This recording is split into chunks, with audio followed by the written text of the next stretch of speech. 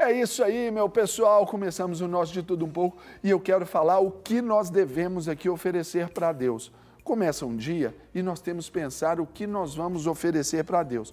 A gente pensa assim, o louvor, a adoração. Legal, isso aí é o estilo de vida. Agora, olha só o que eu encontro na palavra de Deus e que eu achei fantástico e eu quero mostrar aqui para vocês. Miqueias, capítulo 6, versículo 8, diz assim: Ele mostrou a você, ó homem, o que é bom e o que o Senhor exige. Pratique a justiça, ame a fidelidade e ande humildemente com o seu Deus. Muito simples. O nosso Deus é um Deus simples e nós queremos então oferecer a Ele o que há de melhor dentro desse contexto. E quando nós falamos aqui de oferecer, nós temos também essa ideia de dar, tem ali a participação, mas isso é o que é a igreja toda, assim, o corpo. Mas para a gente pensar nesse dia, nós vamos ver aqui, quando o texto nos fala, que a gente deva praticar a justiça. O que é justiça? Não é só requerer o meu direito ou o seu direito. Hoje as coisas aí fora estão caminhando como estão, exatamente porque todo mundo está pensando só no seu direito. Isso não quer dizer que seja exatamente essa justiça de Deus aqui.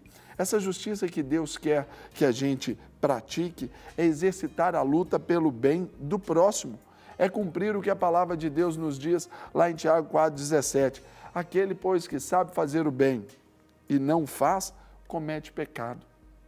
Ou seja, essa justiça é quando nós também exercemos essa prática de cuidar daquilo que está à volta de todos nós. Vivemos nessa sociedade ensimesmada, vivemos no meio desse povo que só pensa no Deus que está no seu ventre, como a palavra de Deus já nos adverte, e então nós pensamos também que essa justiça, nós precisamos olhar o lado do outro, sermos mais empáticos com aquele que está no nosso redor.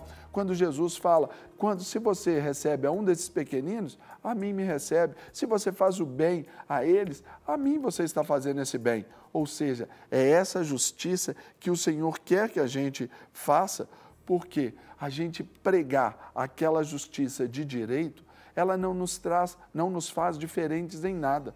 Ela, muito pelo contrário, nos torna legalista. Corremos o risco de nos incorrer nesse legalismo de só fazer o que é a justiça. E aí a gente, então, incorre também no erro que os fariseus eles estavam incorrendo, que era naquele erro de estar ali sempre colocando um estereótipo. Não. E aqui nós falamos da graça. É essa graça que nos faz olhar para fora e é essa graça que nos faz entender o que está ao nosso redor. Por isso que nós vamos ver aqui o segundo ponto daquilo que ele exige de nós e nós devemos oferecer a ele, que é amar a misericórdia. Porque além de praticar a justiça, nós precisamos também amar a misericórdia para que a gente não seja exagerado nessa justiça. Ou seja, como a palavra de Deus nos diz, não seja demasiadamente justo e nem demasiadamente sábio, porque destruirás a ti mesmo. E isso está lá em Eclesiastes 7,16. Ou seja, nós precisamos ter aquela conta, porque a misericórdia é olhar para a miséria do coração, da miséria cardia, do coração de cada um de nós. Mas, às vezes, não é fazer também para o outro, porque aqui, quando a gente começa a sentenciar o outro, ou começa também por um outro extremo, deixar o outro na sua situação ali de vítima, nós então estamos produzindo uma sociedade vulnerável, uma sociedade frágil. Não, é aquela velha história de dar a vara e o peixe, dar o peixe, mas dar também a vara e a minhoca para ensinar a pescar. É todo um processo completo para que a gente ame a misericórdia. Mas há de se tomar esse cuidado, saber que, às vezes, nós podemos tirar do outro ali a oportunidade de crescer. Então é por isso que nós precisamos saber traçar muito bem as nossas metas de praticar a justiça, para que com esses olhos de misericórdia, amando a misericórdia, a gente também consiga ver que o outro é tão falho quanto nós. Nós também julgamos as pessoas dizendo que, olha, só está assim porque quer. Não, às vezes está numa situação difícil, mesmo tendo ferramentas, porque talvez ninguém as ensinou a usar tais ferramentas, ou às vezes algum transtorno, às vezes algum trauma ali, impede, impede essa pessoa de continuar progredindo. Por isso que os nossos olhos, eles precisam ser voltados para fora. E aí nós vamos ver aqui o que o Senhor nos diz, que devemos também andar em humildade diante dele.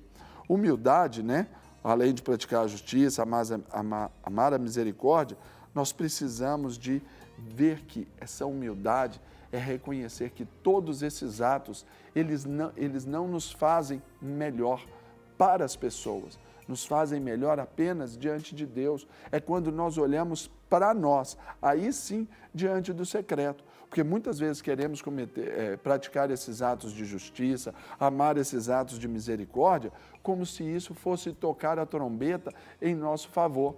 Ou como se isso também mudasse também os olhos de Deus a nosso respeito.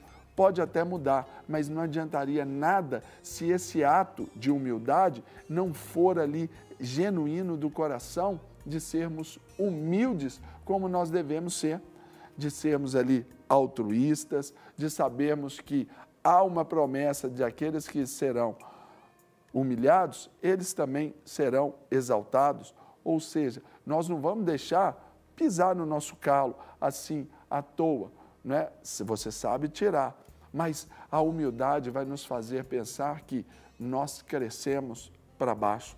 Nós somos colocados onde Deus quer que sejamos colocados. Então é por isso, exatamente por isso, que nós precisamos pensar, meditar no que deveremos oferecer a Deus. Começando talvez o dia, você já começou o seu dia, começou mais cedo, já está aí a 1000 por hora, não importa. É hora de pensar nesses pontos que o Senhor nos ensina.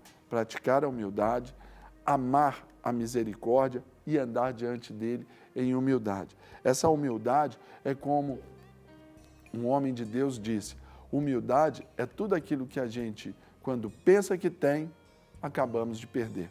Ou seja, precisamos entender que dependemos em tudo, de Deus.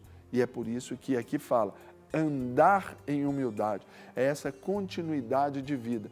Também vamos ter ali atos de justiça, vamos amar a misericórdia, mas aqui fala de um outro verbo, andar, é essa continuidade. Não é só por alguns momentos, não é só em alguma circunstância. Essa humildade, ela faz parte do nosso perfil. E nessa quarta-feira, vamos alegrar o coração de Deus aqui, retomando essa palavra que Ele nos deu, que Ele requer de nós, que Ele exige e nos mostra que nós devemos praticar essas 3 coisas. Então, que a sua vida seja essa oferta para Deus em todos isso aqui. E eu tenho certeza que sempre que a gente pensar na vontade de Deus ou em agradá-lo, nós devemos cumprir esses 3 pontos. Então, viva de modo com que você seja sempre essa oferta viva no altar do Senhor. Amém? Vamos orar então juntos? Deus, eu quero agradecer o Senhor, especialmente porque temos essa oportunidade hoje de mais um dia. Um dia que o Senhor estabelece para nós de uma forma diferente. O Senhor nos dá a oportunidade de crescer um pouco mais na graça e no favor do Senhor. E assim, Deus, eu peço que de uma maneira muito especial, o Senhor vá ao encontro daquele que agora nos assiste e se encontra desanimado, ó Deus, até mesmo com as questões da fé evangélica cristã. Pai, eu peço para que o Senhor, ó Deus, os ensine a esses atos de justiça, para que os conduza a esse amor à misericórdia, mas que eles também despertem, ó Deus, para andar nessa humildade diante do Senhor. Que consigamos, ó Deus, fazer do meio que a gente pode influenciar, seja em casa, seja no trabalho, num ônibus ou numa escola, enfim, onde a gente estiver, consigamos influenciar para que essa vontade do Senhor, que a gente já sabe que é boa, agradável e perfeita, que essa vontade, ó Deus, ela se efetive na nossa vida e da nossa vida para muitos sob a forma de um grande testemunho. Que eu abençoo, Deus, os meus irmãos com paz, com saúde, com vida, com unção, com graça. E essa manhã seja especial, esse seja um dia especial. O Senhor indo diante de cada um deles e as batalhas do dia, todas elas sejam vencidas ali de uma forma também milagrosa, para que nisto conheçamos e façamos conhecidos o Teu nome. Eu abençoo a família brasileira, abençoo, Deus, a nossa nação, abençoo o nosso país, que o Brasil seja um país bendito, um país abençoado, um país próspero, que assim, ó Deus, o país também possa ser esse celeiro de missionários para todo mundo. Pai, aviva a Tua igreja nessa nação. É a minha oração em nome de Jesus Cristo. Amém. Amém? Que bom poder começar, e essa palavra a mim, por exemplo, trouxe muito confronto, né? De ontem para hoje, especialmente, por isso que eu posso trazer aqui para vocês. Fechado?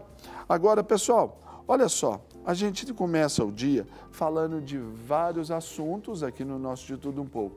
E eu vou trazer um assunto aqui agora com convidadas fantásticas e eu faço de novo a pergunta para vocês. Eu já tive esse hábito, de vez em quando, bem verdade que eu ainda cometo assim, sabe? Mas você tem o hábito de roer as unhas? Exatamente, roer lá. Então esse é um problema que atinge muitas pessoas e pode estar ligado à ansiedade. Então, para falar sobre os prejuízos que esse ato pode trazer, é que recebemos a psicóloga Kênia Nepomuceno e a médica dermatologista, a doutora Franciele Antonieta Bianchi. Doutora Franciele, bom dia, tudo bem? Bom dia, obrigada. Ei, Kênia, bom dia, tudo bem? Serginho, tudo Meninas, ótimo. como estão? Tudo certinho com vocês? Tudo bem. Tudo ótimo. Então tá certo, tenham um bom dia. Gente, esse negócio do hábito de roer unha, eu já tive, e durante muitos anos eu roí unha. Tem essa ligação aí, esse nervosismo, essa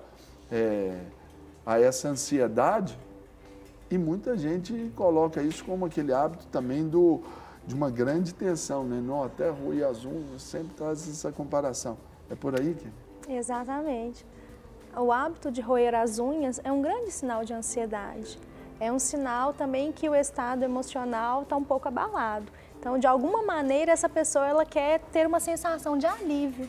E, infelizmente, às vezes é causado como inofensivo, né? Só colocar a mão na boca, mas não. É um hábito que traz, sim, tanto um prejuízo emocional quanto físico.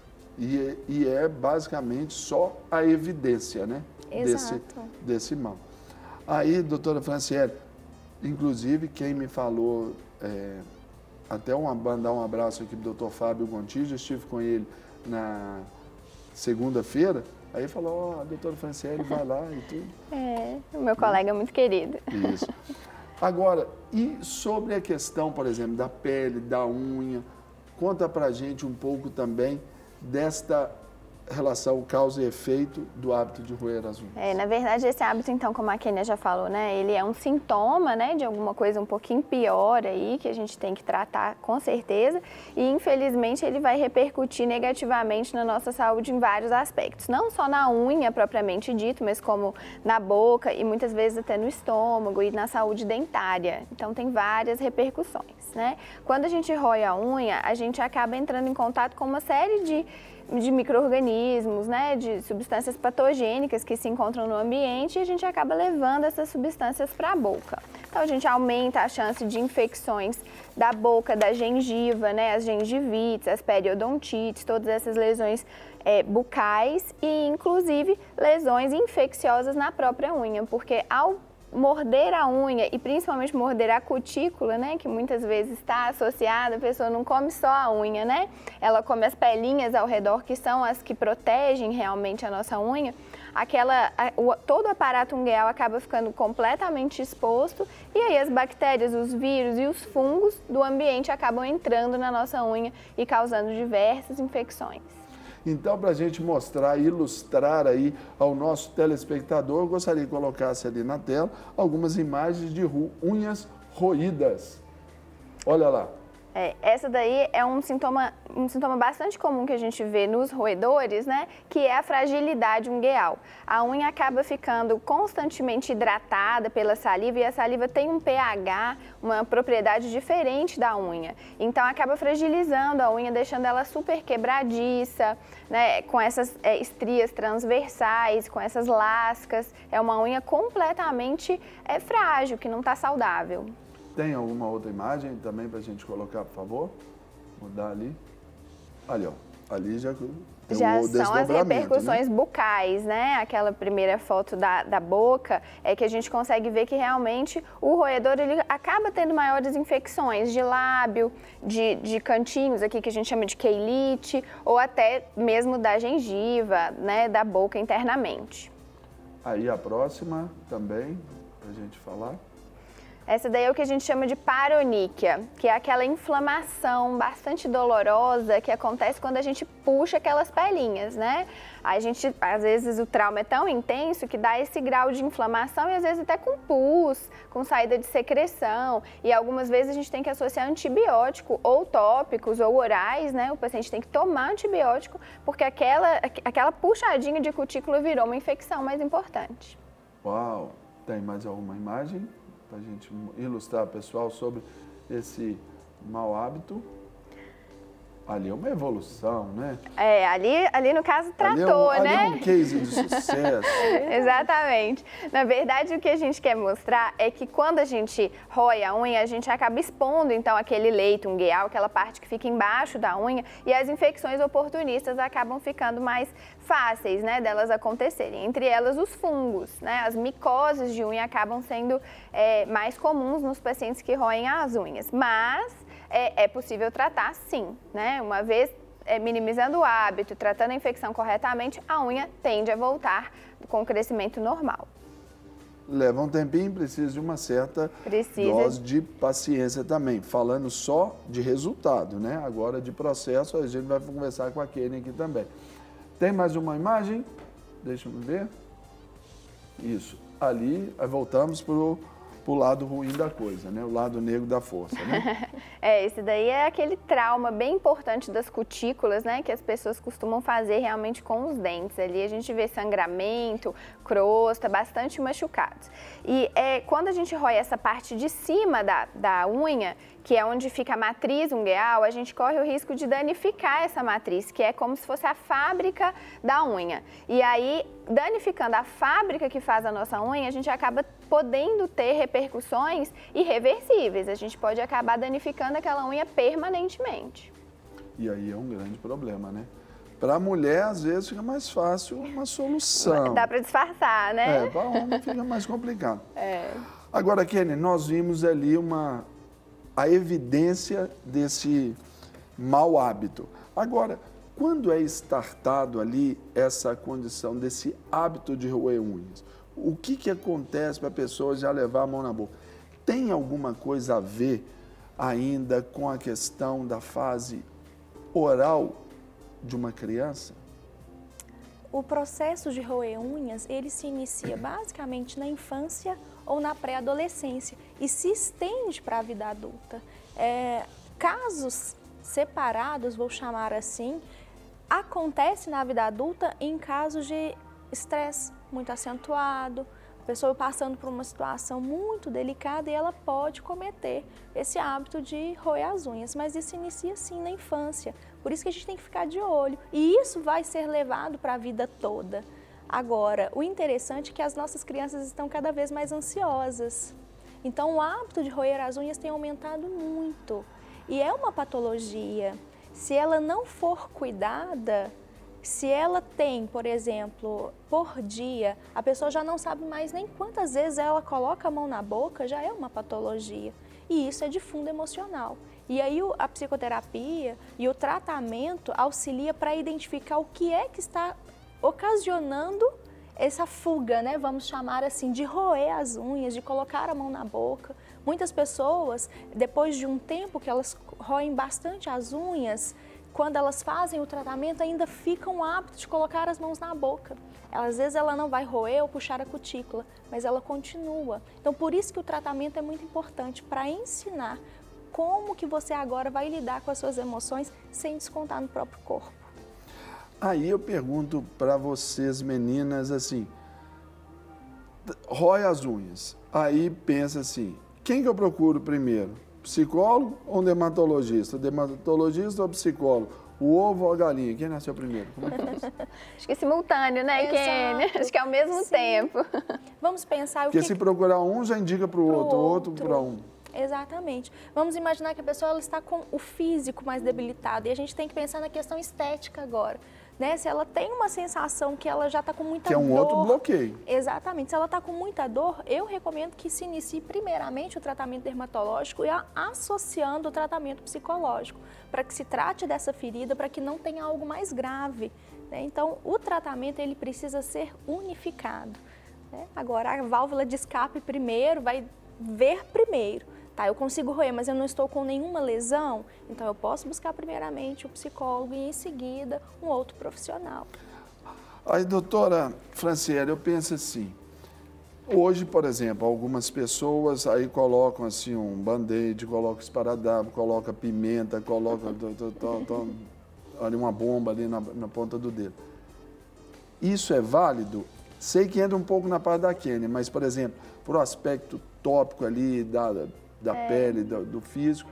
Uma emergência, assim, né? A gente tem várias táticas, né, para tentar coibir um pouco esse hábito. Claro que o cerne do problema vai ser tratado com a psicoterapia, enfim, mas a gente tem como tentar aliviar. Então, assim, uma dica que eu sempre dou para os meus pacientes é, principalmente mulheres, né, tentar esmaltar as unhas. Quando a gente está com as unhas esmaltadas, a tendência é menor, né, da gente destruir ali as unhas feitas, pintadas. Então, esmaltar as unhas é bem interessante. Atualmente, com as opções de unhas de gel e unhas postiças, enfim, que acabam cobrindo a nossa unha natural, também é uma boa saída aí para tentar fugir do hábito, porque a unha original vai estar lá escondidinha embaixo daquela cobertura. Então, é uma ótima opção também. A gente às vezes recomenda, por exemplo, homens, né, que não gostam tanto de passar esmalte, de repente... Não gosta tanto não, não é não, opinião. Mas de repente passar uma base incolor e nessa base incolor a gente pode até adicionar uma pimenta ou já existem no mercado bases incolores com gosto ruim, né, com uma sensação desagradável na boca. Então passar aquela base incolor pelo menos já dá um auxílio a mais, né? Exato. Outra coisa que a gente sempre fala com os pacientes que são roedores, tentar manter a boca e as mãos ocupadas. Né? Então, assim, às vezes um chiclete é uma coisa que já distrai a pessoa e já faz com que ela leve menos a mão à boca, né? Então, assim, tanto manter a mão quanto a boca. A mão, a gente fala, pega uma bolinha, alguma coisa que vai manter aquela sua mão distraída e você vai, né, levar menos também a boca. Muito bom. Então agora aqui pedi também o auxílio aqui da Kênia Nepomuceno, psicóloga, né? A Franciele já deu algumas dicas. Nós vamos dar outras dicas. Então aí, ó, papel, lápis, borracha, tudo para você anotar suas notas aí no celular. Abra aí correndo, tira foto da tela, porque nós vamos dar algumas dicas aí agora para mudar esse hábito aí de roer as unhas. E quem vai comentar para a gente, Kênia Nepomuceno e a Franciele Bianchi, dermatologista. Então, na tela, o primeiro hábito é esse. Aceite e enxergue a mudança necessária. Esse ponto é fundamental. Muitas pessoas estão com os dedos muitas das vezes feridos e não aceitam que são roedores. Não, isso daqui aconteceu sem querer. Aceitar que você tem uma debilidade ali que você precisa solucioná-la. Então, aceitar que o passo que vai vir agora é a decisão de mudança. Esse é o primeiro passo para a gente ter uma saída mais benéfica. E esse aceitar parte também da questão, também assim, meio que do orgulho, assim, né? Eu consigo parar, isso aqui é só momentâneo, isso aqui é só porque eu estava ali naquele momento mais de estresse. Esse cara sou eu. Às vezes eu faço isso. Sabe o que é interessante, Serginho? Você me fez lembrar de um conceito histórico e cultural que a gente vive. Sabia que para os homens roer unhas é charmoso e para a mulher é um desleixo? Porque traz à memória que o homem tem muitas situações de trabalho, tem muito estresse, tem muita coisa para resolver. Então, meus dedinhos de entrar no cotoco, assim. Essa era uma desculpa muito usada para não tratar, até mesmo. Essa eu não conhecia. Exatamente. E as mulheres, olha a sua unha, a sua cutícula não está esmaltado. Então, esse é um sinal de desleixo. Por isso que é interessante a gente desconstruir muita coisa e aceitar, peraí, isso é um sinal que eu não estou bem, que eu estou ansioso demais. E nós podemos afirmar. Existem esses casos assim, sazonais, assim, ó, dá e passa. Aí depois fica uma temporada, depois algum evento. Volta. Sim, é muito comum. E está classificado ainda dessa forma de roer as unhas, ainda como um roedor e precisa ser tratado? Precisa. Se essa pessoa ela não consegue tratar isso pode desenvolver um toque. E aí ser um transtorno obsessivo compulsivo pior do que só o fato de roer as unhas. Então, por isso que o emocional tem que ser muito bem cuidado. Primeira coisa, identificar por que eu coloco a mão na boca, por que eu estou roendo a unha, mediante essa situação que eu estou vivendo. Uau! Já pode marcar meu horário. Vamos à próxima dica aí, para você aí, ensinar a falar para alguém que está aí, ó, não punir ou suprimir. Principalmente papai e mamãe, né? Uhum. Olha que feio, o coleguinha está com a unha tão bonita e você não. Então, punir a criança, olha, você vai ter que agora fazer todas as tarefas de casa. Isso vai gerar mais ansiedade, porque aí ela não vai conseguir se cuidar, vigiar para não roer as unhas e ainda vai ter um tanto de outras coisas para fazer. E de uma forma tão negativa. Exato. Aí, nesse caso, Franciele, vale também, assim, nesse punir aí, é o pai que vai lá e passa aquela pimenta, assim, no dedo do menino, sei lá, passa alguma outra coisa que o cheiro é ruim, talvez até tenha essa exposição. Isso também traz para os malefícios aí para a pele. Isso muitas vezes é complicado, né? Que a criança já tem que ter um certo entendimento daquele hábito e entender que o pai está fazendo aquilo não como uma punição, mas como um auxílio para a criança largar aquela mania. Punição, né? Acaba que o gosto ruim acaba virando a punição, né? Mas o importante é a criança perceber, muitas vezes, que a atitude do pai não é de puni-la, a atitude do pai é de ajudá-la, né? E o que está acontecendo de ruim é só o gosto, mas que a intenção do pai é sempre ao lado dela, é sempre ajudá-la, né? Muito bom. A próxima vai ser substituir momentaneamente o hábito ruim por hábitos bons. Exato. A doutora Franciele disse muito bem. Coloque uns chicletes na boca, né? Hoje tem muitas pulseiras que tanto homens quanto mulheres podem usar, pulseiras mesmo, de estética mesmo. Coloca, toda vez que você olhar para ela, você vai pensar, peraí, isso daqui é por quê mesmo? É para eu não colocar a mão na boca. E identificar, se está com a mão na boca, tire. Não é só porque eu coloquei, não lembrei, não percebi, eu vou continuar. Retire a mão da boca. Trocar momentaneamente, porque senão vai virar só 6 por meia dúzia. Por exemplo, hoje o hábito assim dos celulares, assim, isso ajuda em alguma parte? Não, sabe por quê? Porque vira uma distração maior. Então a pessoa ela vai mexendo no telefone e automaticamente ela coloca a mão na boca. E começa a ter aquela montão de informação já tudo processado. Porque o processo de roer as unhas é para aliviar. Então a pessoa ela está buscando o aparelho para poder mexer, enquanto ela está vendo aquele tanto de informação que ela pode estar vendo e-mails, pode estar vendo vida alheia, gerando nela um tanto de coisas. Olha, mais angústia e mais ansiedade. E aí o que ela faz? Automaticamente, sem perceber, leva a mão na boca, né? E aí pode roer as unhas. Quando você diz sobre essa questão da... É como se fosse assim, um processo ali mais ou menos similar, claro que numa proporção talvez um pouquinho mais amena, de um cutting, de se cortar assim, mais ou menos, o mecanismo é o mesmo? Sim. Então, atenção, papai e mamãe, todo cuidado aí. Próxima dica aí, observe-se os seus hábitos em momentos de distração. Isso. É o que dá pulseirinha, ficar atento, ó. Exato. Colocou a mão na boca e aí tem que criar uma estratégia mesmo. Vai sentar para ver filme? Coloca do lado da televisão ou perto do telefone um lembrete. Porque isso acontece geralmente no momento de lazer, de descanso. Então, essa dica também, ou essas dicas, algumas delas, também o meio precisa contribuir. Precisa. Porque, por exemplo, uma coisa, vamos imaginar que a gente vai sentar aqui agora para assistir televisão. E aí a Franciele, dessa vez, é a pessoa que vai me ajudar a não colocar a mão na boca. E aí ela vai falar, não, que coisa feia, Kenny, a mão na boca de novo. Tira essa mão, dá um tapa. Não é assim. Fala assim, olha, eu acho que você está esquecendo de alguma coisa, porque aí vai lembrar o seu cérebro de parar. Peraí, qual que é o objetivo inicial? Não roer. Por isso que a primeira dica é aceitar. aceitar que você precisa mudar e parar. Então, lá atrás, o não punir, não suprimir, vai nessa. Tira a mão da boca, menino. Dá um tapa na sua boca que você vai. Exatamente, tem muito. Vamos lá. Use recursos visuais, que aqui foram ilustrados, né? Lá do lado da TV, a pulseira e tudo, né? Um alarme, sirene lá da Vale do Rio Doce, assim, não funciona. Sabe o que é interessante? Coloca como tela de descanso no telefone, não roer. Coloca uma foto. É uma ótima dica, todas as vezes que você pegar o telefone, você vai ver a foto. Já automaticamente. Exatamente. E aí vai criando nessa plasticidade ali do cérebro ali, esse mecanismo já de eu não posso. Não, mesmo que não queira ou não esteja atento, já, opa. Vai desprogramando, né? Exatamente. Outra dica legal, coloca o telefone para despertar de 2 em 2 horas. E aí você vai contabilizar, eu coloquei ou não coloquei a mão na boca? E aí o telefone vai te ajudar nesse momento a fazer um check-up mesmo, assim, coloquei por quê? E aí você vai visualizando os motivos também por que você colocou a mão na boca. Que é importante saber, né? Aqueles momentos de um pico maior ali de estresse, né? Isso.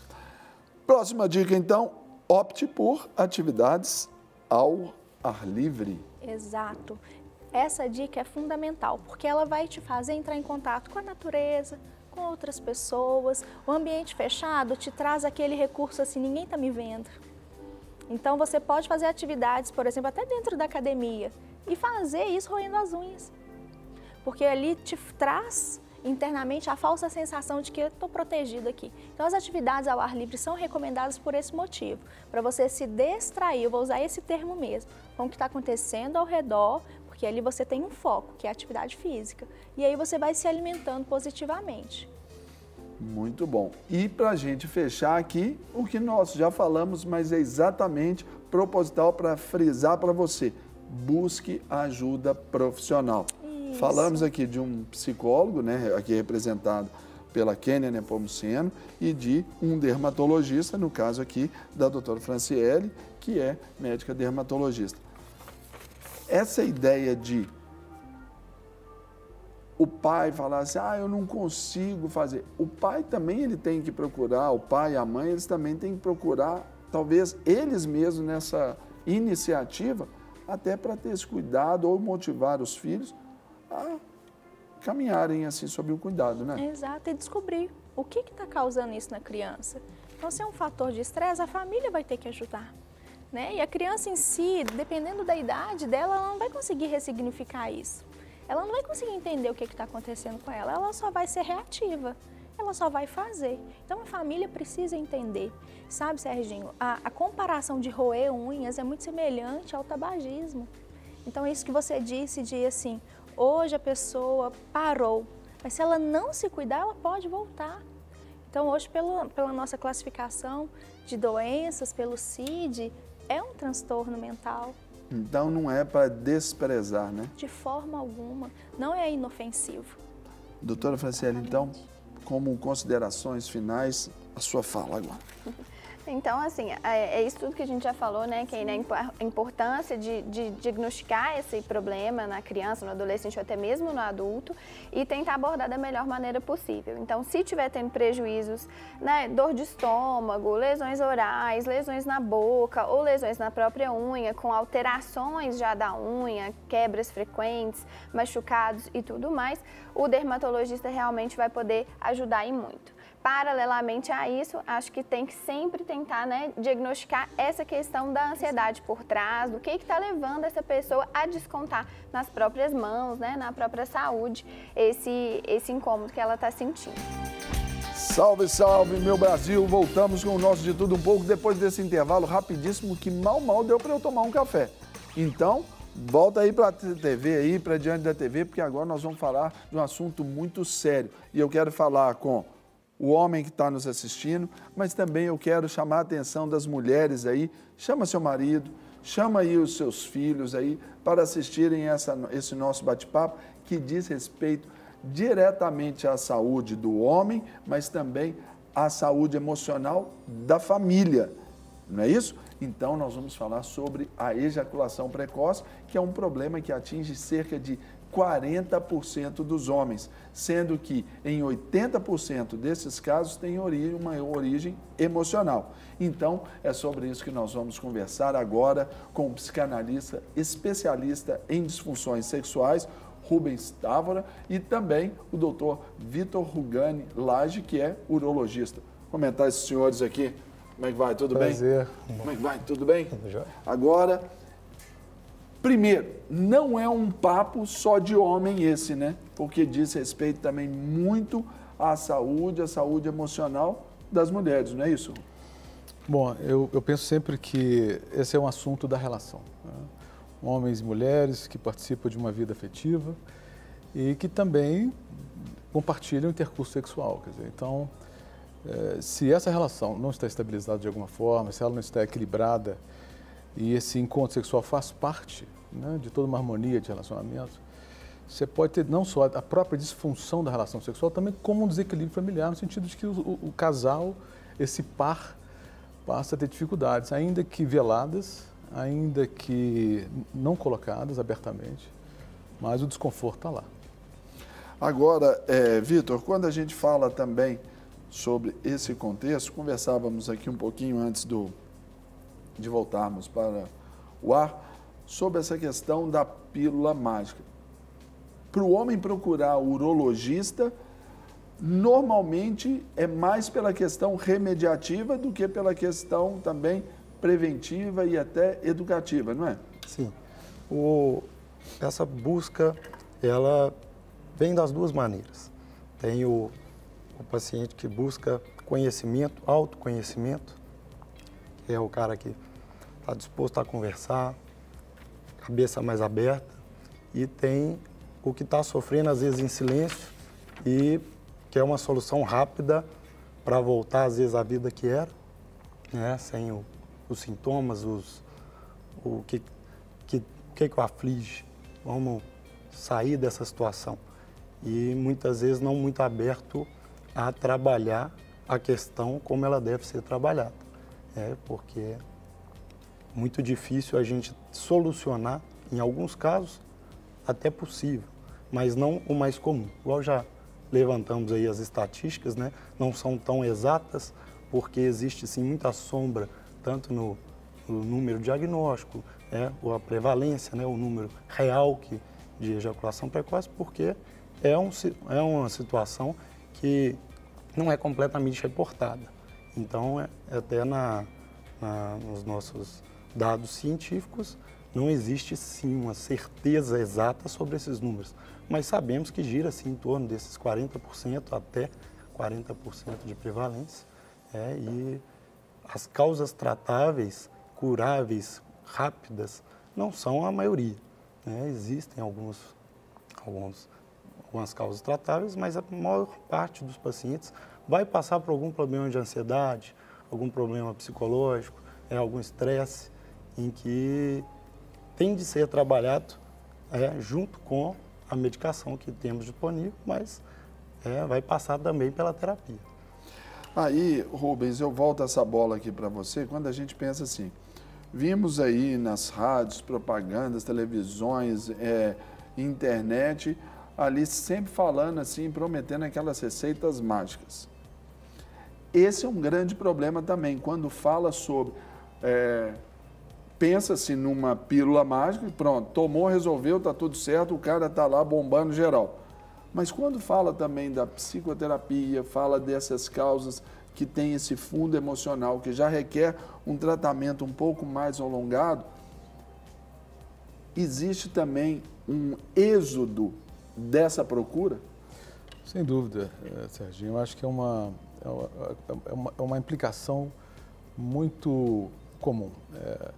Os homens se tornam refratários. Se ele não encontra uma solução muito rápida, e normalmente pela via da medicina, da urologia, por exemplo, normalmente o médico vai tentar, de certa forma, dizer, olha, você tem aqui algum fundamento psicogênico e você precisa de algum outro tipo de acompanhamento, um acompanhamento secundário. Ele até se arrisca a fazer uma primeira consulta numa clínica de terapia, mas ele imediatamente pode se sentir muito desconfortável em abrir isso, em falar disso. E realmente o recurso do imediatismo Até porque no mundo hoje de performance que a gente está vivendo, essas pílulas servem muito mais para tentar readquirir algo que nós nem temos, na verdade, que é um super-homem. Então, você já tem todo esse componente. Porque o sexo para o homem, na ideia do homem, normalmente passa por essa ilusão performática também, né? Eu tenho que ser igual aquele cara tal. Aí monta ali um Frankenstein ali para poder estar... Esse é um fundamento idealizando. que nós temos que pensar que é o fundamento sociocultural. Ele é um dos parâmetros que a gente tem que avaliar como isso é um estressor que vem de fora para dentro. Ele é um dos componentes que nós temos que estudar. Quer dizer, esse paciente chega com essa queixa e muitas vezes ele se coloca diante da ejaculação precoce, mesmo que ele não esteja, de fato, dentro de um critério diagnóstico. Porque o que ele está interessado é em saber o quanto que ele precisa de mais latência. Ele vai dizer que ele precisa de mais tempo no intercurso sexual como garantia de que ele vai ser o melhor parceiro possível para essa parceira dele. E nesse sentido, aí nós vamos ter que enfrentar exatamente o seguinte, o que é de fato a ejaculação precoce. Você vai ter graus de severidade, né, como leve, moderado e grave, e o que nos importa saber mesmo é se ele está diante de uma realidade psíquica própria, onde ele cria uma manifestação própria de si mesmo. E muitas vezes muito isolado, porque ele não vai partilhar disso com a própria esposa, mulher, parceira. Ele não vai dividir isso com ela. Ele tem essa sensação o tempo todo. E a grande questão voltando a falar, se esse diálogo fosse aberto para o casal, ele poderia até, inclusive, nem estar mais pensando dessa forma dentro da realidade que ele criou. Aí quando se coloca, por exemplo, a parceira ali, a esposa ali, dentro dessa história, essa também é uma forma até de fuga do homem dos consultórios, seja de um médico, seja de um psicanalista, de um psicólogo. Também é por aí, né? Sem dúvida. Porque ele vai estar de frente exatamente de um fantasma que ele criou de si mesmo. Quer dizer, eu talvez não seja o homem que possa realmente dar a melhor performance para essa minha mulher, para essa minha parceira. E estar diante dela, na frente dela, perguntando para ela, inclusive, ou dividindo com ela essa sensação, pode ser extremamente temeroso. E então ele prefere, inclusive, evitar esse encontro. E é um paradoxo, porque se existe uma saída, a saída tem que ser pelo diálogo do casal. O diálogo tem que existir para começar a desenvolver essa questão de como eles podem contornar essa questão, inclusive procurando ajudas primárias e secundárias. Aí, Vitor, quer comentar? Sim. Pode comentar. Eu acredito que, igual ele falou, é um paradoxo. Funciona como uma retroalimentação do problema, porque a gente sabe que essa ansiedade de performance, né, ansiedade performática, como um tabu do que é o sexo ideal, então, que é criado culturalmente. Né? A pessoa tem uma ideia e a sociedade impõe também uma ideia do que deve ser. E ela vai criar o parâmetro. E por não discutir muitas vezes, não conversar, às vezes até com a própria parceira, essa ansiedade, o que é o desejo, o que é o ideal, é muito além do que é possível conseguir. Então, ele, enquanto não sair desse ciclo, não vai conseguir, às vezes, ter um bom andamento. Agora, só uma questão que é importante colocar. Nós estamos falando aqui de estressores, de componentes socioculturais que afetam a nossa vida e a nossa visão de mundo. Mas existe também um componente que é chamado endógeno, que é o componente da sua fundação psíquica, do seu desenvolvimento. Então é muito comum o paciente chegar no consultório da clínica e quando você vai ampliar o espectro, você percebe o seguinte: ele é precoce em mais de uma situação. Ele é precoce na vida como um todo. Ele é precoce para almoçar, ele é precoce para mobilidade, ele é precoce para falar, ele é precoce para se situar diante de compromissos. Eu gosto muito de dizer que, e aí nós estamos falando de transtorno de ansiedade, como o grande guarda-chuva dessa questão. O transtorno de ansiedade é o componente primário da gente pensar, inclusive, nessa resposta orgânica. Ótimo. E nesse sentido, eu gosto muito dessa ideia muito simples, assim. O ansioso crônico é aquele que não aprecia a viagem. Ele está sempre preocupado na chegada e quando chega está preocupado com a volta. Então, é sempre essa agonia, essa latência absurda de que eu já tenho que me comunicar com o passo à frente. Eu tenho que já antecipar os acontecimentos. De uma certa forma, o homem, ele já tem isso na sua natureza. Seria mais ou menos assim, e a mulher, ela também já aprecia muito mais essa paisagem, a viagem, e aí é onde tem que equacionar, ou isso é a questão educacional? Eu acho que é educacional, isso está dentro do desenvolvimento psíquico dessas pessoas, de como ele construiu a relação dele de mundo. A realidade psíquica que ele se impõe diante disso. Nós temos que investigar qual é esse componente ansioso que ele desenvolveu ao longo do tempo. E aí nós temos vários caminhos, várias vias para entender como ele chegou a esse passo. E saber, inclusive, se isso é uma questão crônica que aparece. Ele é um precoce em todas as áreas. E agora, atuando exatamente na queixa dele principal, quando começa a percepção de que ele se sente precocemente no intercurso sexual. E aí ele pode dizer que foi na primeira experiência sexual. E dali para frente se tornou uma questão adquirida, crônica para sempre. Retroalimentar, né? Ou a pessoa que pode dizer que isso é episódico, que apareceu agora situacionalmente. Ele trocou, ele está num outro casamento, ele está numa outra relação afetiva. Aí tem um prognóstico melhor, porque está envolvendo um episódio, um cenário, uma cena recente e tal. Então você tem duas formas de atuar aí nessas questões. Agora, antes da gente entrar ali sobre alguns loops ali desse efeito, causa e efeito, né? Eu quero só perguntar aqui para o Vitor. Vitor, quando se fala aí dessa questão, dessa idealização performática, o cara quer ser o super-homem ali, o cara bombadão mesmo, eu li uma vez que a faixa de maior consumo, por exemplo, de Viagra lá, não é? É a juventude, porque os caras já querem mostrar ali o cartão de visita. Sobre esse aspecto, quais são os malefícios desse consumo, às vezes imoderado, desse tipo de medicamento? Sim. Isso existe, né? É o consumo dessas medicações como forma recreativa. É igual outras drogas de abuso recreativo. Não tem nenhuma indicação, não é a idade ideal para se fazer uso dessas medicações. Elas são medicações legais, mas para serem tomadas sob prescrição, depois de acompanhamento, né, com e sob acompanhamento médico. E é claro que isso pode trazer, toda medicação tem seus efeitos colaterais. E ele vai estar sujeito ao ingerir essa droga sem acompanhamento médico, de forma mal aconselhada às vezes, a todos os efeitos colaterais possíveis que ela pode ter. Isso daí é uma realidade. E o que a gente lembra bastante na ejaculação precoce é a sua relação direta à disfunção erétil. Então, ela pode estar presente ou não, mas em muitos casos nós vemos relação, uma disfunção erétil, às vezes orgânica, de um paciente que, por problemas cardiovasculares, né, ou outras causas orgânicas da disfunção erétil, ele vai adaptar o seu hábito sexual, a sua atividade sexual, a, por exemplo, tenho que me encurtar o tempo com medo de perder uma ereção. Uhum. Então, ele percebe que ele já não é mais o mesmo. Ao invés de procurar ajuda para o problema base, ele vai adaptar a sua vida e, às vezes, vai desenvolver um novo problema. E, nesse caso, por exemplo, seria tratável. Seria uma ejaculação precoce, que você poderia agir na base do problema, que seria a disfunção erétil. Mas o contrário também pode acontecer.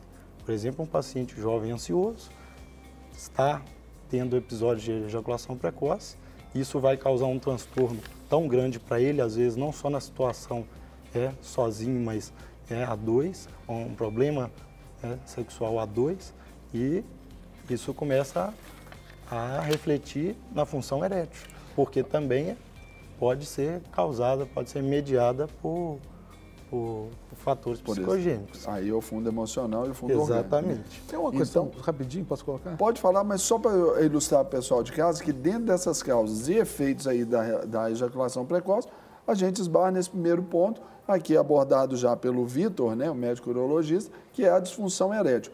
Agora comenta também, Rubens. Voltando à performance, nós temos um componente também cultural que é recente, que é da emancipação da mulher. Eu acho que isso é uma outra questão importante se colocar. Os casamentos hoje, eles podem não durar tanto quanto já em algum outro tempo da nossa história. Então, isso também é uma outra vulnerabilidade para o homem. Quer dizer, uma mulher emancipada é uma mulher hoje que pode se divorciar, ela pode desistir da relação, ela pode sair do casamento. Então, é importante também... mais pressão para a vida do cidadão, né? Para falar em performance. Isso. Agora aí vem o quê? Outro fator de causa e efeito da ejaculação precoce é a ansiedade, que nós já colocamos aqui sobre alguns aspectos. Agora, Rubens faz a pontuação aqui sobre a questão dessa emancipação da mulher, desse empoderamento da mulher. Então, a terceira causa ali são problemas no relacionamento, onde vê-se também essa ideia desse empoderamento da mulher, o divórcio fácil ali, né? Essas relações líquidas, isso também é um problema que pode levar como causa, né, da ejaculação precoce. Isso é um componente importante. Hoje, você tem essa estrutura chamada de união estável mais instável do que nunca. Então, você tem uma parceira hoje que pode dizer para você a qualquer tempo e hora que a sua performance não é ideal, por exemplo, que ela se sente insatisfeita, pelo menos no intercurso sexual, por exemplo. E isso pode se tornar realmente um drama psíquico, um drama de ansiedade. E pode acarretar em outros grandes problemas na vida do casal. Né? E como o Vitor falou um pouco mais cedo, isso pode ser retroalimentado. Então, assim, só dessa noção agora direta de que essa mulher emancipada pode dizer para ele, o que não é tão comum, por exemplo, em outras gerações, eu recebo pacientes, por exemplo, que eles declaram que as mulheres dizem que está tudo bem. Então, você tem um outro lado também da passividade, algumas que dizem, olha, não, está tudo tranquilo, a gente vai levar assim, é o que está acontecendo, tudo bem. Bom, ainda assim ele está incomodado, porque ele acha que ela não está sendo sincera. Porque ele tem um ideal. Exatamente. Do outro lado, se você pega essas gerações mais novas e essa mulher é capaz de dizer, eu estou insatisfeita, aí realmente essa estrutura ansiosa vai ser propagada. Aí ele vai ficar com muito mais peso e culpa. Aí vai startar esse processo. Exato. Ele pode piorar, inclusive, o quadro desse sentido, porque agora realmente está declarado oficialmente, está relatado, e eu vou ter que enfrentar isso agora, né, de frente, essa questão. E aí, como a gente pontuar aqui para você em casa entender um pouco mais aí sobre esse grande tabu que a gente está querendo acabar com ele aqui, acabar não, pelo menos assim, desconstruir muita coisa sobre a ejaculação precoce. E aí a gente pontua aqui os níveis hormonais, né, acima do normal ou o nível de neurotransmissores abaixo também do normal. Comenta, por favor. Sim. São causas que podem influenciar o casal, inclusive, né, e são causas muitas vezes tratáveis.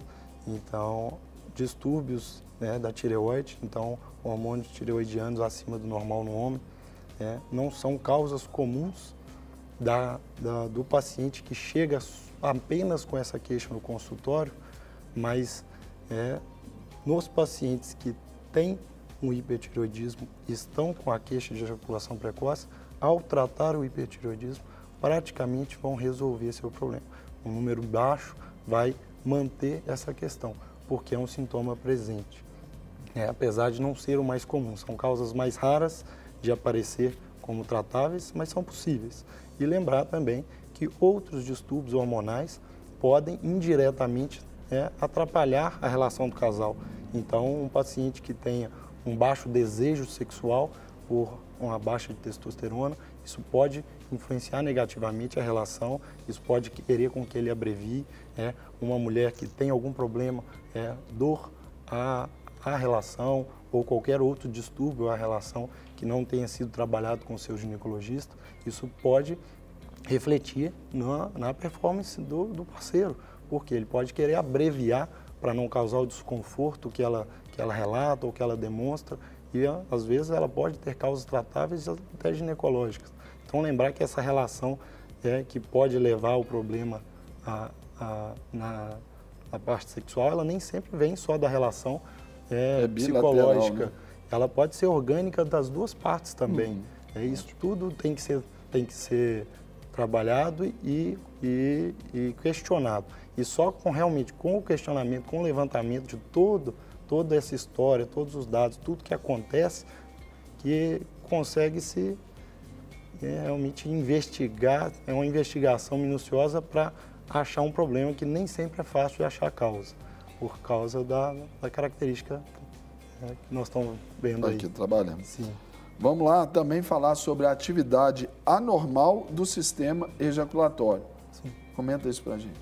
Essa atividade normal. Sim, isso seria praticamente uma variação neurobiológica de um paciente. Ele não teria um problema em si. Não se sabe exatamente, a medicina ainda não descobriu o porquê, mas são casos mais graves.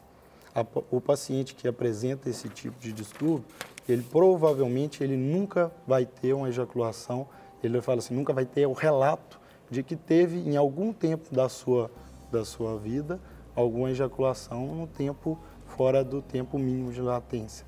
Então ele relata tempos geralmente inferiores a 1 minuto, por exemplo, de latência. Ele não consegue segurar a ejaculação por mais de 1 minuto. Isso é a história completa dele. Sempre foi assim, nunca consegui nenhum controle. Muito grave e muito difícil de investigar, porque a causa não está certa.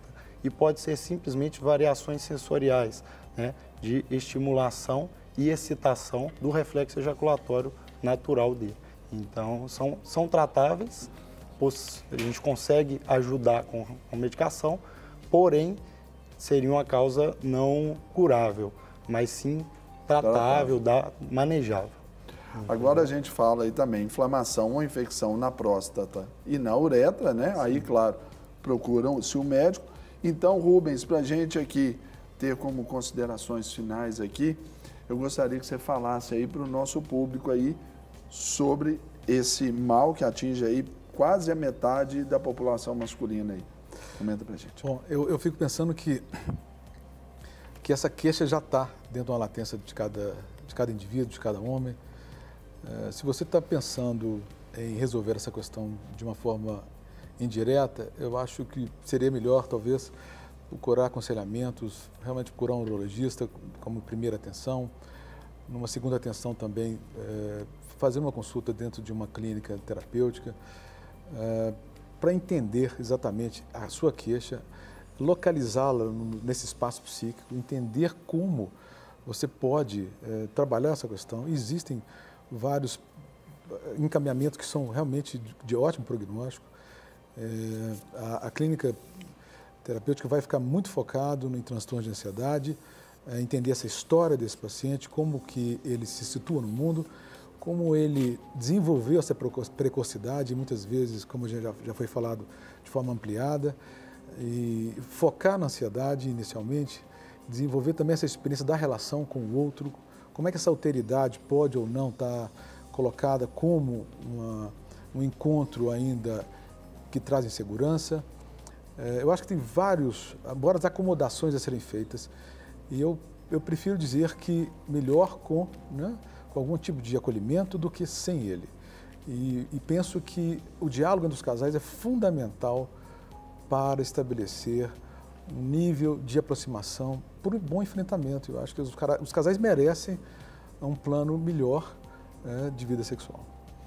Muito bom, gente. Ainda assim, poderíamos ter feito o programa aqui, o Dia do Homem, falando aqui sobre esse assunto e outras coisas, outras questões decorrentes aí deste assunto para a vida e saúde do homem. Claro, por que não da mulher também, porque nós estamos falando de vida. Quero aqui agradecer ao nosso querido Rubens Távola, psicanalista e especialista em disfunções sexuais. Rubens. Obrigado pelo convite. Forte abraço. Obrigado. E o doutor Vitor Rugani Laje. É isso? Isso. Médico urologista. Atenção, homens do meu Brasil. Não fica aí sofrendo não, Zé. Cabeção, me ajuda isso. Aqui, procure uma clínica terapêutica, procure o seu médico urologista e vamos para cima. Vamos lá ter qualidade de vida e vida também na área sexual. Fechado? Não é isso? Obrigado. Agora nós vamos de música. Vamos chamar a nossa banda aqui, Iavé, mais uma vez, recebendo aqui a Bruna, vocalista, o Christian, que é o nosso tecladista, e também o Júnior, baixista, né, e vocalista, e o Wagner, o baterista. É isso mesmo? É isso mesmo. Falei certinho? Banda Yahvé, quanto tempo? Já tem 3 anos? Algum trabalho já registrado, assim, plataformas digitais, CDs, EPs e etc? Temos uma música gravada, gravaremos o clipe dela agora dia 3 de março e em breve estará sendo lançado. Muito bem. E agora nós vamos aqui pedir para vocês cantarem de novo aqui pra gente. Agora vão cantar o que pra gente? Porque Ele Vive. Porque Ele Vive. Agora, gente, essa canção vai ser gravado o clipe dela dia 3 de março. Nas plataformas digitais, canal do YouTube, pessoal para acompanhar a Banda Yahvé, onde que encontra a Banda Yahvé? Temos o canal no YouTube, né? Banda Yahvé. Também registraremos na todas as plataformas digitais e a gente vai estar sempre comunicando com o pessoal. A fanpage é o Instagram, @BandaYahvé. Isso. Muito bem. Aí você pode já acessar aí a Banda Yahvé no Facebook, no YouTube, também no Instagram. Essa moçada aqui bacana e agora vai cantar Porque Ele Vive aqui para abençoar você. Então, Banda Yahvé ao vivo no nosso De Tudo Um Pouco. Porque Ele vive, posso crer no amanhã, porque Ele vive, temor não há. Mas eu bem sei que a minha vida está nas mãos do meu Jesus, que vivo está.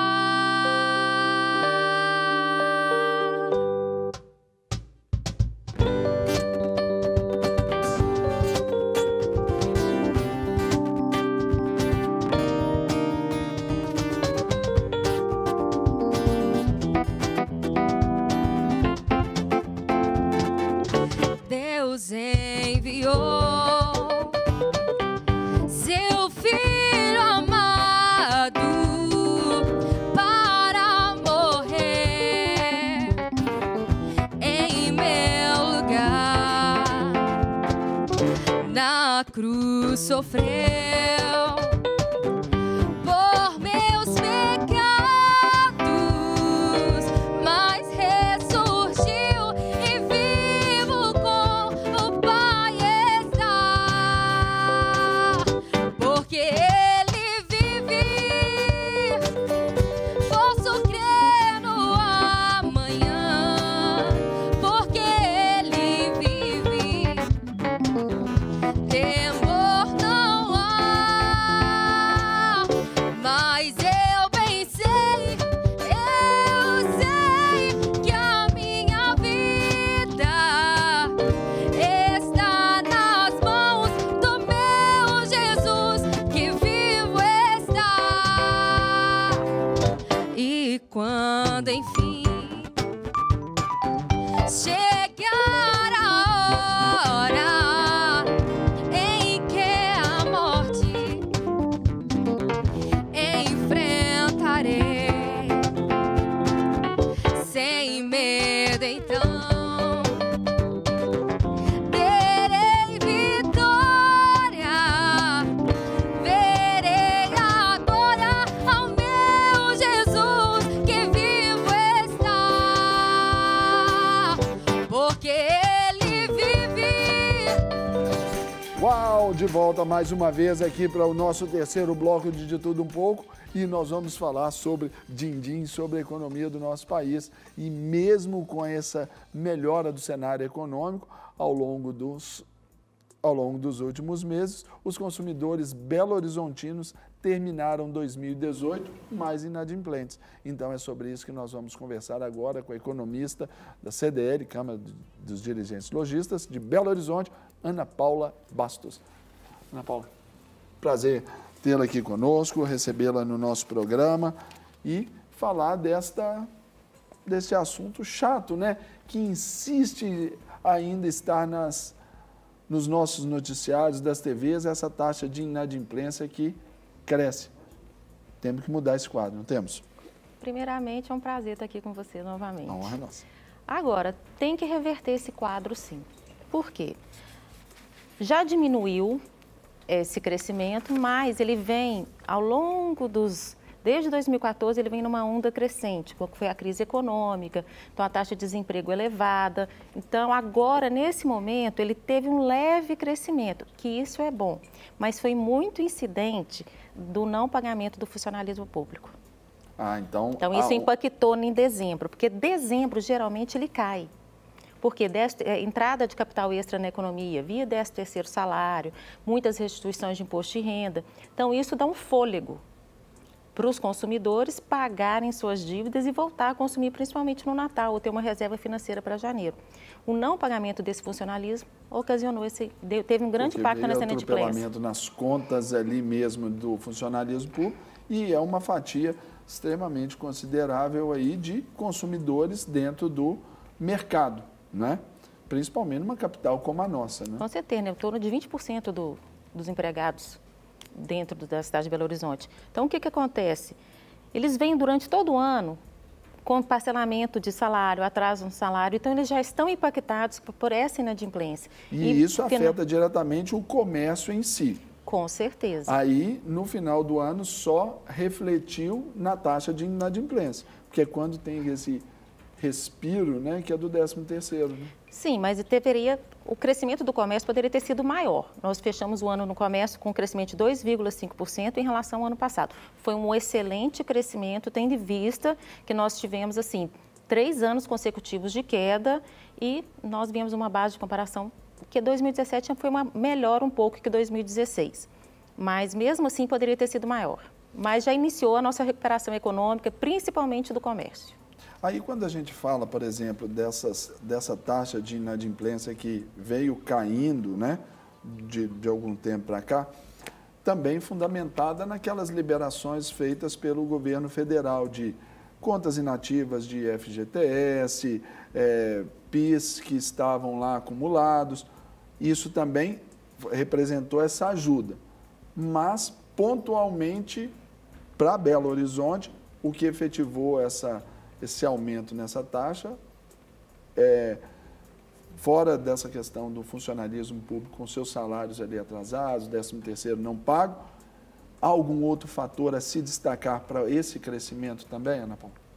A taxa de desemprego, apesar dela estar decrescendo, ela ainda continua em patamares muito elevados. Nós estamos com uma taxa de desemprego na capital de Belo Horizonte em torno de 11%. É uma taxa de desemprego muito elevada, porque nós já tivemos taxas de 4%, 6%. Então, o desemprego impacta demais. E outra coisa também, a falta de planejamento financeiro. A falta da educação financeira também impacta na inadimplência. Dessa educação financeira, a gente parte, por exemplo, igual aqui no De Tudo Um Pouco, nós sempre trazemos aqui convidados para falar sobre essas dicas, sobre essas orientações. Mas ainda há muito que se fazer, até pelo processo de endividamento do brasileiro, que parece que é sempre recorrente, né? Tem alguma coisa que salva, aí depois não aprende com aquele problema, aí volta a estaca zero. Isso é muito complicado até de lidar para que esses parâmetros aí, eles sejam abaixados, né? Com certeza. A crise, ela ajuda o brasileiro, porque ela ajuda o brasileiro a esticar o orçamento, a entender esse orçamento e ver, o que eu estava fazendo que eu não poderia fazer. Agora, o brasileiro ainda não tem esse costume de planejar sua dívida, de planejar seus gastos. E o que acontece? Todo mundo precisa de crédito, principalmente a classe C, D e E. E o crédito é bom, ele está aí para a economia, ele tem que ser utilizado. Mas você tem que usar de forma consciente. Então, se vai comprar um bem de maior valor, diminua esse número de parcelas, dá uma entrada maior e vê se pode mesmo realmente comprar. Por isso que eu falo, planejamento financeiro, educação financeira, é igual você ter a sua casa totalmente bagunçada. Você não sabe nem por onde começar. Aí você fala, vou pegar esse pedacinho aqui que eu dou conta e vou arrumando isso aqui. E a vida financeira é a mesma coisa. Vira aquele embaralho, você não sabe por onde começar. Mas você tem que ter um pedacinho que você possa começar. Aí, você organizando isso, você vai ver como que a vida fica mais fácil. Você fica aquela consciência de deitar no travesseiro mais tranquilo. Mas quando também tem um outro paralelo que a gente pode observar, que muita gente também não comprou, não investiu, porque já pensou nisso. Olha, eu não sei o que vai dar, então eu vou gastar. Já começa também a mudar essa mentalidade, até por causa dessa crise que foi talvez a maior da nossa história. Foi a maior da nossa história. Realmente teve isso sim, tanto que em todas as nossas pesquisas, a principal forma de pagamento nas datas comemorativas era o dinheiro e o cartão de débito. Então, as pessoas estavam dando preferência ao pagamento à vista e ticket médio menor de gasto, porque eles evitando esse endividamento a longo prazo, porque não sabe o que vinha no ano que vem, que seria o 2019. Nesse caso, seria o nosso ano. Então, realmente tem isso. As pessoas estão ainda assim aumentando a confiança, nosso índice de confiança do consumidor, agora que apresentou um crescimento. Então, assim, as pessoas ainda estão esperando as medidas econômicas e o que o governo vai fazer. Até porque está tudo muito novo, né? Muito novo. Então, nós temos um gráfico aqui comparativo, né? Onde traz dezembro de 2018 a 2017. E eu gostaria que você, Ana Paula, comentasse para a gente. Coloque na tela, por favor. Ali nós vimos ali novembro e dezembro de 2014. Se quiser olhar aqui para ficar mais fácil. Ali, comenta esse gráfico, por favor, Ana Paula. O que acontece? Apesar da inadimplência estar crescendo, o número de dívidas está caindo. O que é isso? O número de dívidas por CPF. Se eu tenho 5 dívidas no meu nome, você tem 3 dívidas no seu nome, e eu não tenho dinheiro para quitar tudo, mas eu tenho para quitar 3. Então, eu vou lá e quito 3. Você quita 2. Então, leva essa queda no número de dívidas. O ideal seria que a inadimplência estivesse caindo junto com as dívidas. Mas isso aqui é um bom sinal. Isso é um bom sinal que mostra assim, que as pessoas estão preocupadas em recuperar o crédito, em limpar o seu nome, em entrar no mercado de consumo, porque sem esse nome limpo que a gente fala, você fica fora do mercado de crédito. E, como disse, todo mundo precisa de crédito para comprar principalmente bens de maior valor agregado. E quando a gente fala desse consumo de bens de maior valor agregado, aí nós estamos falando de carro, estamos falando até de imóveis também, não é isso? Agora, quando por políticas econômicas aí há anos anteriores foram liberadas aquelas linhas de crédito assim vastas ali, linha branca de eletrodomésticos para automóveis, esse estímulo ali também, ele teve um efeito meio que bolha assim, estourou. E agora, sob esse ponto de vista, essa perspectiva aí para frente, não vai ser liberado da mesma forma. O crédito está aí, mas para o brasileiro pensar nessa condição, porque ele foi muito estimulado e agora está pagando a conta. Como que tem que ser a visão doravante? O que aconteceu?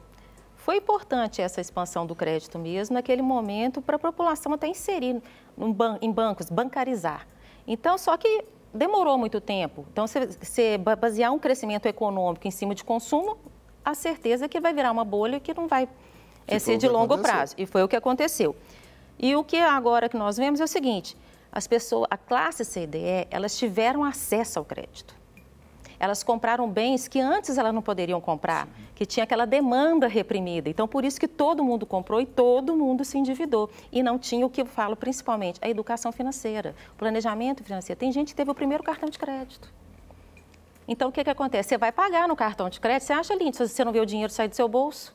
Então, você não sabe o impacto que vai ter. Aí você não tem uma prestação, você tem várias. E você agrega o limite do cartão à sua renda, a extensão da sua renda. Perigosíssimo. Demais, igual cheque especial. Então, aconteceu isso. Eu acho que hoje as pessoas estão um pouco mais conscientes. Tanto que a gente vê que o crescimento da inadimplência está menor. Você pode falar que o consumo está menor, realmente está um pouco menor do que os anos anteriores, mas a inadimplência está vindo menor. Então, as pessoas estão tomando um pouco mais de consciência. Essa proporcionalidade da inadimplência com o consumo já caiu assim por causa desse despertamento. desse pensamento e também por causa do desemprego. As pessoas não estão com muita renda disponível para consumir. Então, o que acontece? Está melhorando, eu acho que está melhorando, as pessoas estão tomando mais consciência, também essa escolarização maior da população foi muito importante, porque isso dá uma consciência maior, dá um conhecimento maior. Então, assim, eu acho que está tudo para dar certo, tudo para dar certo. O caminho está certo. O caminho está certo, é o que eu falo, o primeiro passo, organize sua vida financeira, limpe a sua vida financeira, para aí você ver onde você pode consumir. E a gente, por exemplo, hoje mesmo eu vi que acontecerá aí um mutirão aí para até essa limpeza do nome junto às instituições bancárias. Essa também é uma iniciativa também muito interessante para ajudar nesse contexto, até considerando essa evolução da forma de gastar do brasileiro, né? Isso é muito bom, só que o brasileiro não pode contar com isso sempre, porque nem sempre vai ter um feirão para você limpar o nome, com descontos. Então, por isso que eu falo, tem que ter planejamento. Mas é muito importante, assim, porque o empresário não quer deixar de receber e o consumidor, ele quer pagar. Então, aí eu uno os dois. Então, o empresário dá os descontos, facilita para esse consumidor quitar seus débitos. Mas, antes de fazer acordo, é isso que eu falo, chame atenção, vê o que você pode pagar. E vê se você pode honrar esse acordo, porque senão você vai ficar inadimplente no acordo também.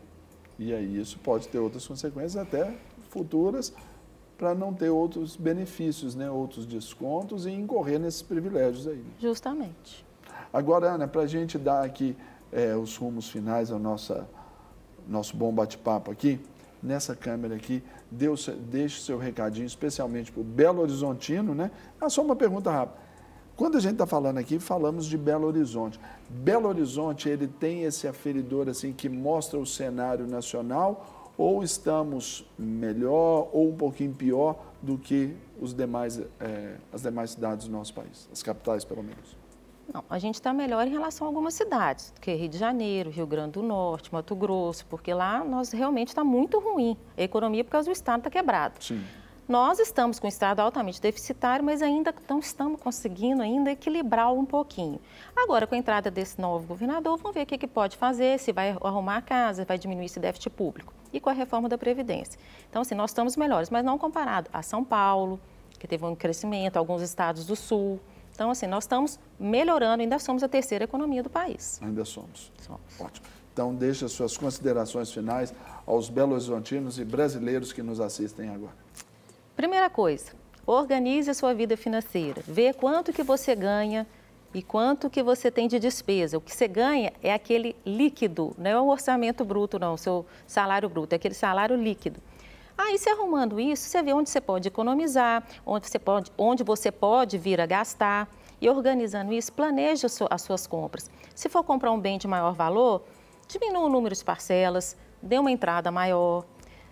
Tenha consciência no uso do cartão de crédito. Ele é bom, é uma forma de pagamento, mas você não se endivide muito dele, não ultrapassa o seu limite de capacidade de pagamento e pague o valor total do cartão de crédito, porque os juros são muito altos ainda. Muito bom, pessoal. Conversamos aqui com a Ana Paula Bastos, não é? Ela veio para nos falar aí sobre esse aumento aí nessa inadimplência, especialmente aqui em Belo Horizonte. Tem os lados positivos, ela nos falou, e também é esse despertamento à consciência, como aqui ela também nos trouxe. Então, o nosso agradecimento. Ana Paula, obrigado por nos ceder o tempo aí da sua corrida agenda para nos abençoar aqui. É um prazer. Sucesso, sempre. Deus abençoe. Amém, nós todos. Eu vou pedir a sua licença aqui, Ana Paula, que eu vou me dirigir ali ao outro espaço aqui, porque agora eu vou conversar aqui, continuar conversando com a nossa banda convidada. Gente, conversamos ali, vocês viram ali, inadimplência e tudo. Quando um músico, vocês estão aí já produzindo os trabalhos de vocês, é natural que tenha ali os sonhos, né, de um CD, de fazer ali as agendas. Como que vocês estão vendo esse momento e principalmente o mercado fonográfico gospel aí? Como vocês estão vendo isso aí? Estão inseridos, né? São apenas 3 anos, né? No início, para a gente foi um pouco Geralmente o mercado da música não é um mercado muito fácil, mas igual a gente sempre fala, a gente sempre teve a fé, acreditamos e cremos em Deus, e Ele que abre as portas. Portanto, a nossa música que nós gravamos e vamos lançar, foi tudo preparação de Deus, foi Ele que abriu as portas, até em questão financeira mesmo, foi Ele que nos abençoou, então foi algo tremendo. E mais do que nunca, então, fica esse recado, né, de que é a visão ministerial, né, a visão abençoadora, não é a visão comercial da coisa, né? Não. Agora, e como que é lidar assim, já que, por exemplo, tem presbiteriano renovado, tem assembleia, tem batista, você que é batista, vocês dois presbiterianos, como que é essa miscigenação aí, essa mistura aí para vocês aí até manterem o ritmo da banda? Bom, a gente sempre tenta conciliar tudo, né? Igual dia de domingo, por exemplo, cada um tem a sua igreja, mas a gente sempre, quando a gente tem a agenda para cumprir, a gente sempre deixa avisado nas nossas igrejas. Conta com a bênção dos pastores, naturalmente. Sim, sempre. Sempre, isso é porque importantíssimo. Tem uns artistas aí que os caras chegam e olha, não, o pastor vai entender. Não, tem que falar antes, tem que ter a bênção antes para poder até a coisa dar certo, né? Isso é muito importante, muito mesmo. E a gente sempre tenta conciliar o tempo da igreja com a banda, a família, tudo certinho, e nisso a gente vai caminhando. Aí sabemos já que, então, março, agora, dia 3, já se grava o clipe da música de vocês. Como é que ela chama? Sua Glória. Sua Glória. Sua Glória. E depois, o que vocês já estão aí? Já tem música preparada, já no gatilho aí para poder... Já temos. Já temos produzir? Mais duas, né? Mais duas escritas. Já está no forno, já? Já está no Então, forno. bacana. Então, vamos ouvir mais Banda Iavé aqui no nosso Tudo Um Pouco. Agora vai cantar o quê pra gente? Maravilhado. Maravilhado. Então, aqui comigo aqui. Para tudo. Desliga ali a trempe do fogão, a senhora que está aí fazendo o fogão. Para adorar a Deus aqui agora com a Banda Iavé no nosso De Tudo Um Pouco. Maravilhado.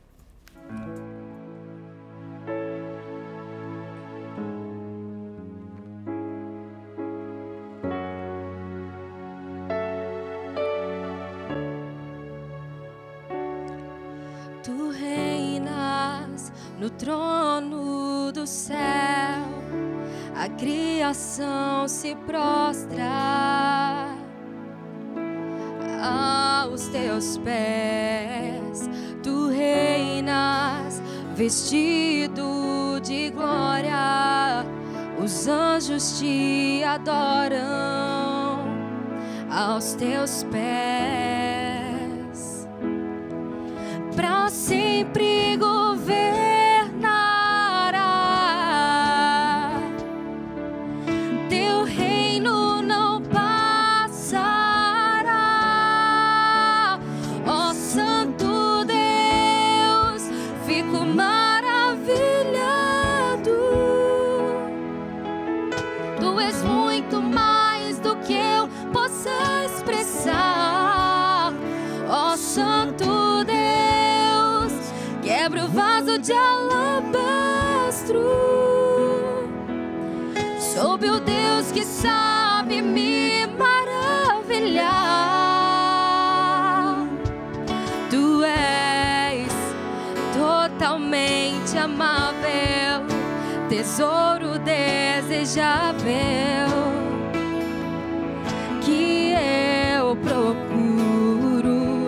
Tu és um fogo apaixonado, eu sou do meu amado e tu és meu. Pra sempre governarás,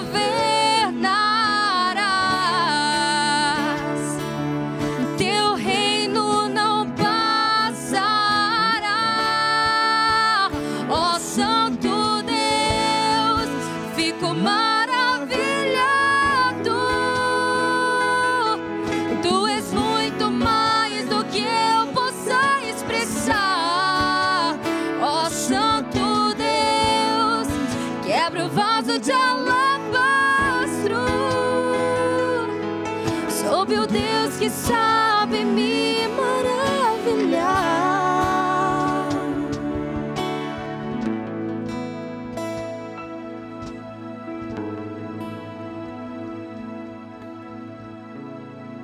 Iavé ao vivo aqui no nosso De Tudo Um Pouco.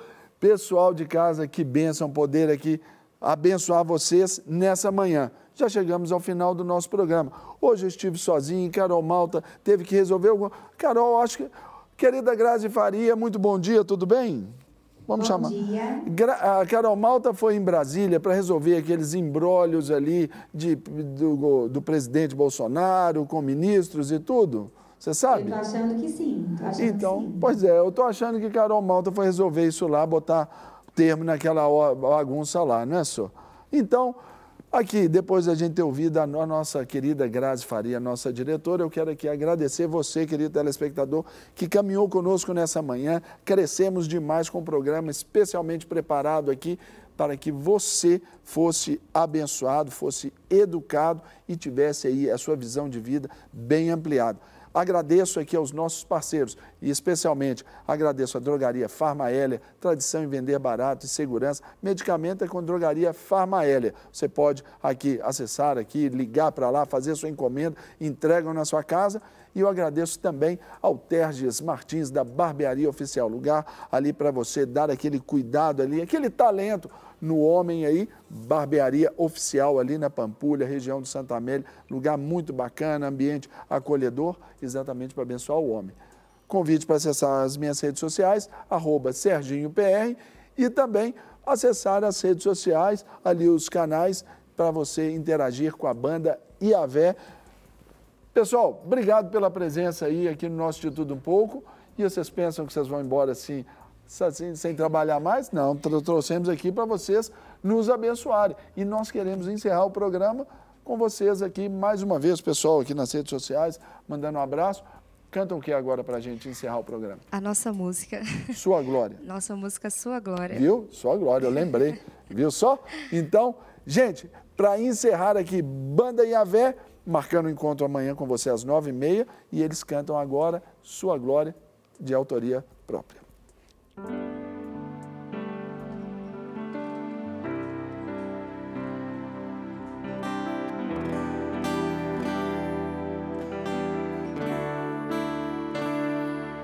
Sua glória ele deixou,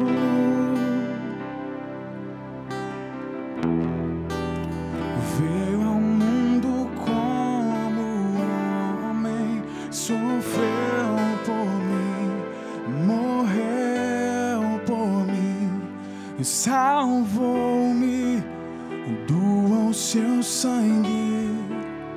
Eu não sei como agradecer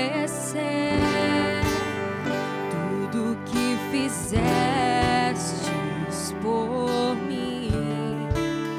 Minha vida você comprou, uma história me deu, e o que era velho se fez novo, onde era escuro se fez dia, o Santo dos Santos eu encontro e me rendo ante a ti.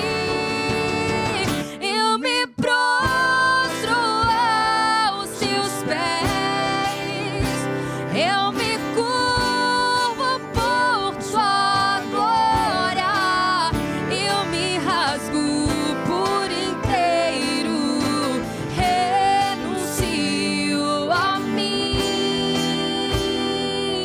vida. Não quer ficar um segundo por fora da nossa programação? Agora você pode nos acompanhar através das plataformas digitais.